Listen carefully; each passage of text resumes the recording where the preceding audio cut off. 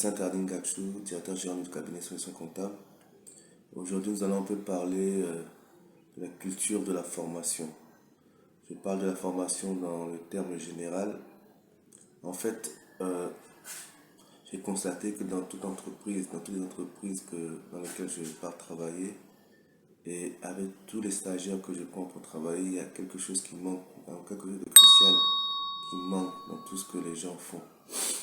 Les gens n'ont pas cette culture qu'on appelle la culture de formation, c'est-à-dire que les gens n'ont pas cet esprit, dans leur esprit, cette mentalité de vouloir se former et pour s'améliorer, pour faire les choses, pour être satisfait de ce que ce que ils donnent chaque jour, que ce soit dans le milieu, dans tous les milieux sociaux dans lesquels nous évoluons, que ce soit dans le sport, que ce soit dans le milieu professionnel, que ce soit dans le milieu de tous les jours. J'ai constaté que nous manquons d'une culture de la formation. J'ai eu le privilège d'avoir un père qui, jusqu'à la fin de ses jours, avait toujours la soif d'apprendre. Quand on était jeune, il était toujours dans sa bibliothèque à rechercher, à faire des recherches chaque jour pour pouvoir être à jour dans son travail. Et il nous amenait chaque fois il nous appelait chaque fois dans sa bibliothèque pour nous mettre à côté de lui et qu'on puisse voir et l'aider à pouvoir chercher les mots, les définitions des mots et tout cela. Et nous avons eu cette culture dans notre famille. C'est ce que notre père nous a vraiment, la plus grande chose qu'il nous a légué, c'est ça, c'est-à-dire toujours le désir, la soif d'apprendre, la soif de pouvoir s'améliorer chaque jour, se remettre en question chaque jour, voilà. Et la formation, et cet esprit de formation, nous, nous, je l'ai aussi expérimenté au niveau du sport. J'ai beaucoup lu, lorsque je fais du sport, j'ai beaucoup lu sur la biographie des champions dans mon domaine. Et j'ai toujours appris ils travaillaient toujours un peu plus, toujours plus que les autres. Et ils prenaient du temps à se perfectionner dans ce qu'ils voulaient faire. Et ça m'a beaucoup aidé dans ma vie professionnelle parce que cet esprit de vouloir toujours s'améliorer m'a permis de pouvoir apprendre beaucoup de choses. Je me rappelle quand je sortais de l'école, de l'université, je ne connaissais pas grand-chose dans l'informatique pratique. Et dans mon premier stage, je passais beaucoup de temps. Après le travail, après le stage, je demandais la permission de pouvoir rester et pour m'améliorer dans le domaine de la bureautique. Comment utiliser Excel, comment utiliser Word. Voilà. Et quelques années plus tard, j'ai commencé à travailler en cabinet. Et mon maître de stage, qui était quelqu'un de mon âge en fait, m'a vraiment aidé dans ce sens. Et c'est la première fois que je me confrontais au logiciel Sage. C'était pour moi quelque chose de nouveau. Mais je vous assure que j'ai passé beaucoup de temps, de nuit blanche à rester au cabinet pour maîtriser tous les rouages de ce logiciel. En ce temps-là, je travaille sur le logiciel Sage Compta.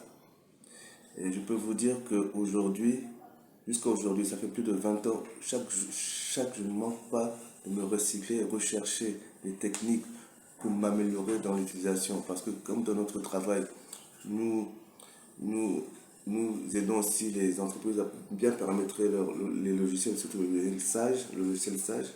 Je suis obligé de me remettre en question chaque jour.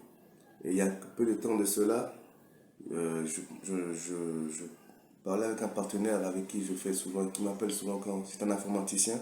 Et quand il s'agit de logiciel Sage, il m'appelle souvent pour l'aider. Et il m'a dit qu'il a vu même les représentants de Sage ici dans notre pays. Il a dit qu'il a travaillé avec eux. Mais avec moi, c'est vraiment du professionnalisme. C'est pour vous dire que en ayant cette culture de formation, nous pouvons vraiment s'améliorer et avoir de la valeur ajoutée dans ce que nous faisons.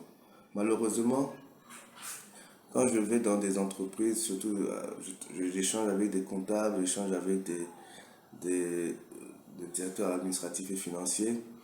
Et on voit qu'ils ont certaines lacunes et ils font pas les choses de manière correcte. Mais on sent aussi qu'ils n'ont pas le désir de vouloir ils se satisfait de de ce niveau. Ils ne cherchent même pas le bon. Même le bon n'est pas suffisant.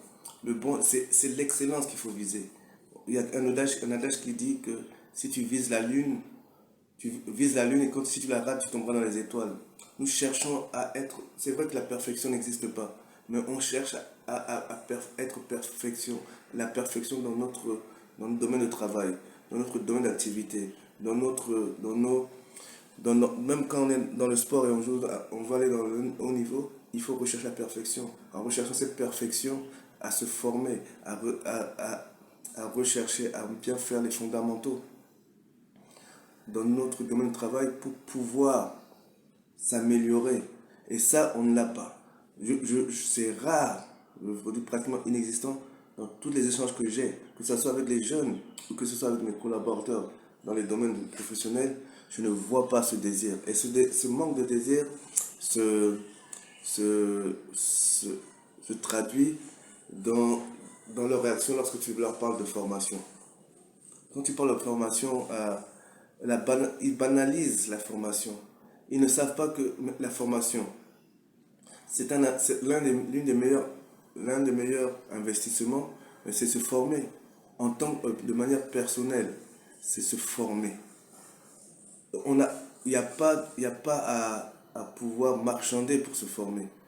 Lorsque tu vas dans une formation, lorsqu'on nous propose des formations, tu as la possibilité d'avoir une formation, c'est la réaction vis-à-vis de cette opportunité qui me permet de définir si cette personne a cette culture.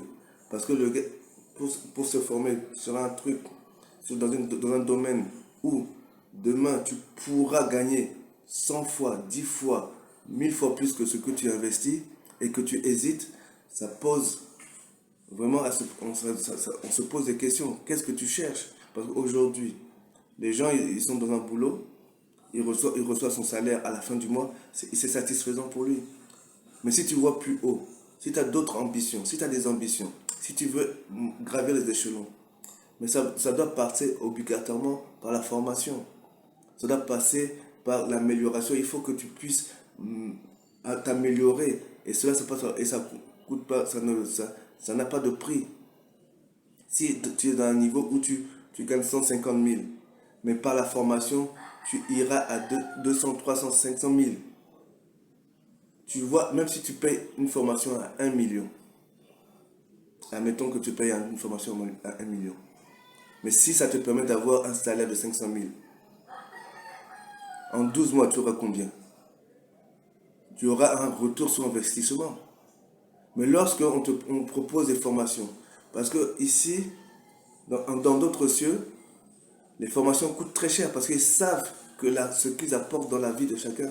Et celui qui cherche à se former sait que s'il investit, il va gagner ceci, cela. Mais chez nous, ici, lorsqu'on demande à quelqu'un de se former, il marchande sur le prix. Il marchande sur les conditions. Il banalise cette formation, comme si cette formation n'allait pas lui porter un plus dans sa vie. C'est aussi un manque d'ambition. Tu penses que tu es arrivé à ce niveau, ça te satisfait, tu ne veux pas aller plus haut. Aujourd'hui, nous avons un diplôme qui est à la mode ici dans notre pays, c'est le master. Moi, j'ai eu des stagiaires qui disent qu'ils ont le master, j'ai des stagiaires qui disent qu'ils ont la licence, des stagiaires qui disent qu'ils ont la licence, mais quand tu les mets, ou bien tu leur... D'abord, quand tu les commences à faire le travail, c'est normal que s'ils viennent de l'école, qu'ils ne puissent pas bien comprendre. Mais le désir, ce désir, cette flamme que tu cherches en eux pour pouvoir les aider, ben, tu ne vois pas. Il y en a qui sont satisfaits. Il y en a ils ont un master en comptabilité, qui ne savent pas où le débit, où le crédit. Ce que je vous dis, c'est vrai. Et alors, on se demande, mais même si tu ne le sais pas, c'est à force d'apprendre, c'est à force de chercher, à force de pouvoir avoir le désir de s'améliorer, qu'on puisse t'aider à aller à un niveau où au niveau que tu dois être.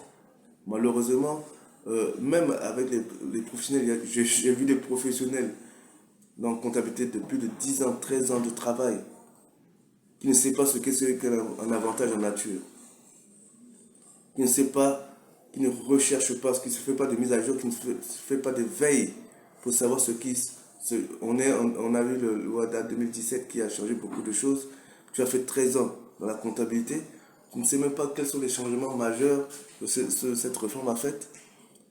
Et quand vous rencontrez des gens comme ça et vous leur dites de se former, ils vont te dire qu'ils n'ont pas le temps, puisque en fait, le plus important pour eux, c'est leur salaire de fin de mois.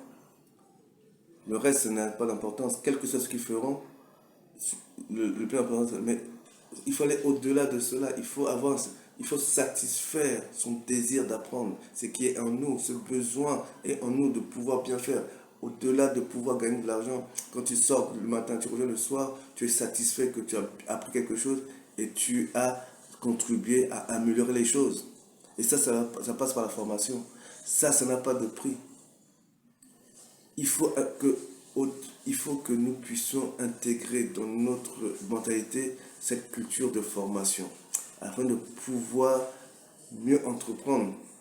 En tant qu'entrepreneur, tu ne peux pas, il y a tellement de concurrence, il faut aussi apprendre dans son domaine.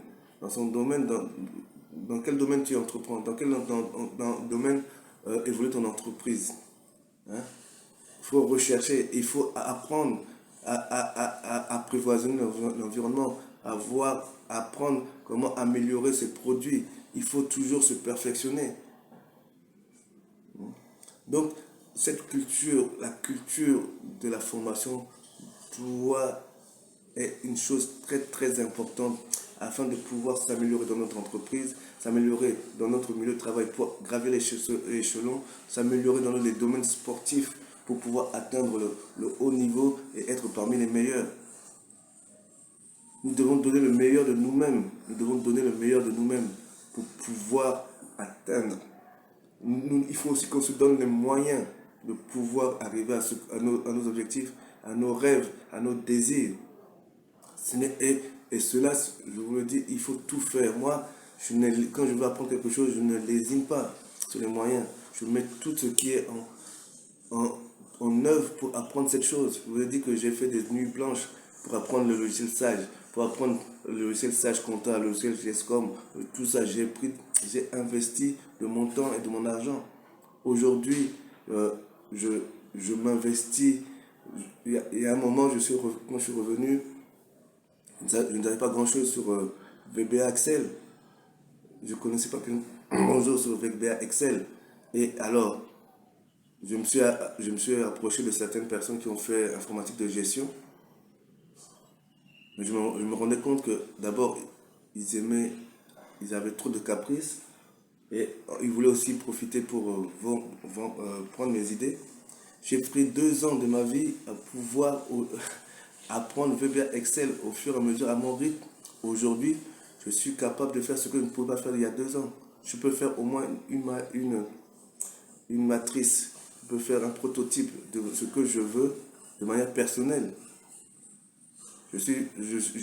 J'ai pris du temps, je m'investis dans tout ce que je pouvais faire pour apprendre. J'ai acheté des livres, j'ai téléchargé des tutoriels parce que je sais que apprendre VBA Excel pour moi dans mon métier va me permettre de passer un cap avant d'aller, je pense pas. Après, je vais apprendre ce que c'est.